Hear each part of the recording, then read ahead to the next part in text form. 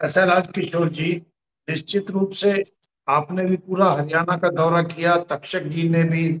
हमने दौरा तो नहीं किया, लेकिन दौरे जैसी बात ये की, हरियाणा के लगभग 90 के 90 हलकों के जर्नलिस्टों से मैंने बात की और सबका यही कहना था भी इस बार बड़ी मेजोरिटी से कांग्रेस आ रही और कांग्रेस को कांग्रेस ने हराया और भारतीय जनता पार्टी की माइक्रो मैनेजमेंट ने हराया।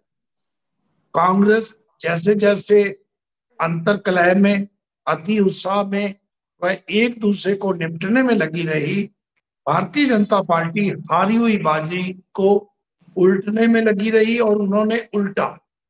मैं आपको ये बता दूं, भारतीय जनता पार्टी के जो हमारे मित्र हैं, चाहे वो राजनेता है चाहे और लोग हैं, कोई नहीं मान रहा था कि उनकी 25 से अधिक सीटें आएंगी। सभी कह रहे थे कि हम हार चुके हैं।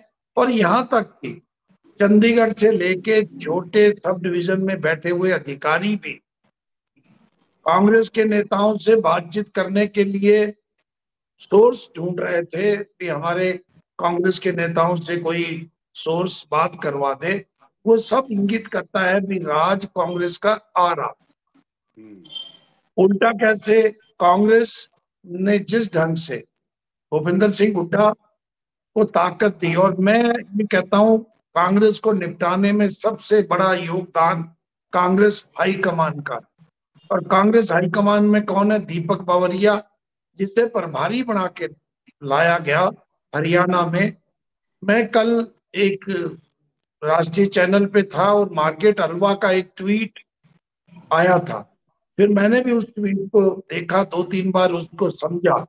जो बात वो कह रही थी वो शायद दीपक बावरिया जी के बारे में कही जा रही थी। जो प्रभारी होता है, प्रभारी को इसलिए बाहर से लाया जाता है कि वो राज्य के अंतर जो होते हैं, एक राज्य में जो स्थानीय नेता होते हैं, उनके अपने स्वार्थ होते हैं, अपने हित होते हैं, अपने समर्थकों को टिकट दिलाने की बात होती है। तो बाहर का आदमी उसको समझ के दोनों को साथ बैठाए। लेकिन दीपक बावरिया ने, जैसा कि कुमारी शैलजा ने कई इंटरव्यू में कहा, पिछले कई महीनों से दीपक बावरिया की कुमारी शैलजा से बात नहीं होती थी। और वो हाईकमान को, के सी वेणुगोपाल को, मल्लिकार्जुन खड़गे जी को, जिनको भी वो रिपोर्ट करते थे, वो सब यही रिपोर्ट करते थे कि हुड्डा साहब की ही फॉलोइंग है और कुमारी शैलजा की नहीं।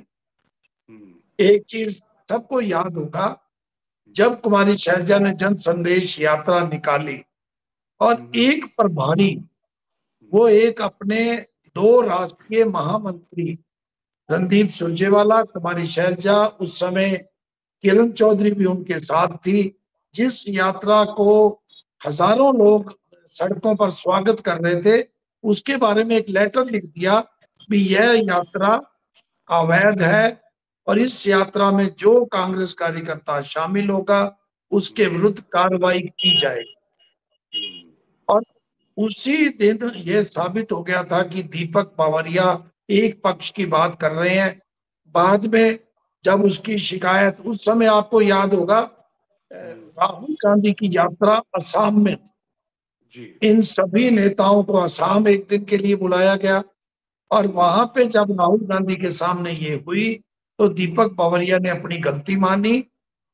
तभी से पता था, राहुल गांधी जी को पता था, राष्ट्रीय अध्यक्ष में मुझे ये जानकारी है, सोनिया जी को पता था हरियाणा में क्या हो रहा है। लेकिन बीच के जो जिस ढंग से हुड्डा साहब ने पूरे जो राष्ट्रीय नेतृत्व है कांग्रेस का, उसको इतना प्रभावी कर रखा था कि वो पहले टिकट दिलवाने में